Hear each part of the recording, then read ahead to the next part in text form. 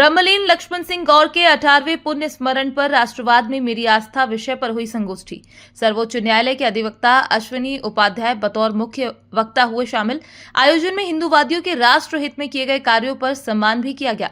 हिंद रक्षक संगठन के राष्ट्रीय संयोजक एकलव्य सिंह गौड़ ने संगोष्ठी में अपने पिता स्वर्गीय लक्ष्मण सिंह गौड़ को याद करते हुए कहा कि वे एक ऐसे विरले नेता थे जो अपने चुनाव में कहते थे, राष्ट्रवादियों के वोट चाहिए, राष्ट्रद्रोहियों के वोट नहीं चाहिए।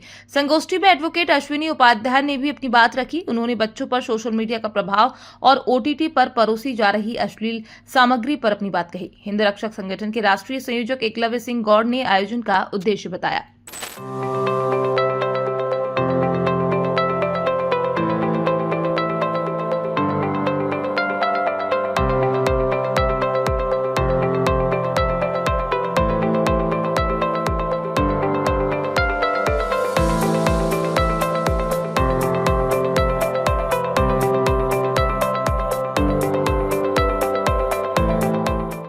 आज का जो कार्यक्रम का विषय है वो है राष्ट्रवाद में मेरी आस्था।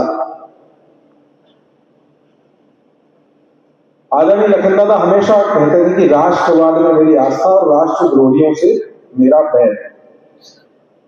और बचपन से ये वाक्य, ये बातें उनसे हम सुनते आए हैं, मैं सुनता आया हूं। पर जब मैं सार्वजनिक जीवन में आया, उनके जाने के बाद जब ये जिम्मेदारी आई और धीरे धीरे जब समाज में जाकर काम करने लगे, तब सही मायनों में इन शब्दों का, इन वाक्यों का अर्थ समझना है। और वो ऐसे बिरले व्यक्तित्व थे जो अपने चुनावी घोषणा पत्र में भी, जब वो चुनाव लड़ते थे तो जो उनका विधानसभा का घोषणा पत्र होता था उसमें भी ये वाक्य। अब ऐसा कौन राजनेता होता है जो इस तरह की रिस्क लेता है? चुनाव जीतने के लिए तो ये इनके प्रकार है, जो जो करना पड़ता है लोग करते हैं, पर सीधा सीधा स्पष्ट संदेश कि मुझे राष्ट्रवादियों के वोट चाहिए, राष्ट्रद्रोहियों के वोट चाहिए ही। जो सीधे बोल रहे कि भारत माता की जय बोलने वाले या वंदे मातरम कहने वाले ही वोट हो। तो जब वो ये बात, ये राष्ट्रवाद क्या है? राष्ट्रवाद जब वो बात करते थे तो हर देश, उस देश में रहने वाले लोग, हर समाज जो है, उनके कुछ गुण होते हैं, अलग अलग गुण हो सकते हैं, अलग अलग संस्कृतियों में विशेषताएं होती हैं। वो क्या बात है जो भारत को भारत बनाती? हमारे पूर्वजों ने जब कल्पना की देश की तो केवल एक जमीन का टुकड़ा, भौगोलिक टुकड़ा नहीं मानते थे। ईश्वर के रूप में देश को बताया गया, ईश्वर के रूप में हम पूजा करते, भारत को मां कहते। दिस कोविड का वायरस रोकने के लिए देश में लॉकडाउन लगाया गया था। कम से कम 1 महीने के लिए भारत में डिजिटल लॉकडाउन लगा दिया। 1 महीने के लिए ऑनलाइन गेम बंद कर दिया गया, 1 महीने के लिए फेसबुक बंद कर दिया गया, 1 महीने के लिए यूट्यूब को कंट्रोल कर दिया गया। ये जैसे ऑस्ट्रेलिया में कानून बना है कि 16 साल तक के बच्चे यूट्यूब देख ही नहीं सकते, 16 साल तक के बच्चे फेसबुक पे अकाउंट नहीं बना सकते, 16 साल तक के बच्चे ट्विटर पे अकाउंट नहीं बना सकते, 16 साल तक के बच्चे इंस्टाग्राम पे अकाउंट नहीं बना सकते।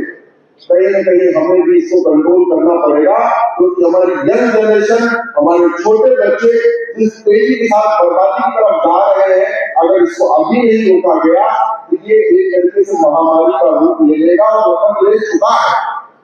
अगर माता पिता के मोबाइल छीनते ही लोग आत्महत्या करना शुरू कर रहे हैं, बच्चे छलांग लगाना शुरू कर रहे हैं। उत्तर प्रदेश में एक व्यक्ति ने जो मोबाइल का एडिक्ट हो गया था, पत्नी ने बोला मोबाइल छोड़ दो, कुछ काम कर लो, घर में राशन नहीं है, उसने पत्नी का पेट फाड़ दिया। जयपुर में एक माँ ने अपने बच्चे को जो 10वीं पढ़ता था उसको बोला बेटा थोड़ा होमवर्क कर लो, उसने माँ की हत्या कर दिया। अभी 14 साल का वो चौरसिया, यही भोपाल का रहने वाला, चाइनीज वाली बात बता रहा हूँ। माता पिता ने मोबाइल छीना, इकलौता लड़का था, उसने आत्महत्या कर ली। गाजियाबाद में 3 सगी बहनें जो लगातार फेल हो रही थी, 2 साल तक की क्लास में फेल हो रही थी, लगातार ऑनलाइन गेम खेल रही थी। माता पिता ने मोबाइल छीना, तीनों सगी बहनों ने 7वीं मंजिल से छलांग लगा दी। ये और ज्यादा ना हो, इसलिए इसी को कंट्रोल करने की आवश्यकता इस बात की है कि अब एक डिजिटल लॉकडाउन लगाया जाए इसके अलावा कम से कम एक कानून बनाया गया। अच्छा, ये तो हो गया ऑनलाइन। जिस तरीके से ओटीटी के माध्यम से, फिल्मों के माध्यम से, सीरियल के माध्यम से अश्लीलता परोसी जा रही है, फुहड़ता परोसी जा रही है, नग्नता परोसी जा रही है, जिस तरीके से फिल्मों के माध्यम से, सीरियल के माध्यम से, ओटीटी के माध्यम से हमारे रिश्तों को तार-तार किया जा रहा है, हमारी संस्कृति को बर्बाद किया जा रहा है। भारत का संविधान कहता है भारत की संस्कृति मजबूत करो, भारत की परंपराओं को मजबूत करो। ये अश्लीलता, फुहड़ता, नग्नता ये जो चल रहा है, इसको कंट्रोल करना जरूरी है। कंट्रोल करना किसका काम है? जिन्होंने संविधान की शपथ लिया है।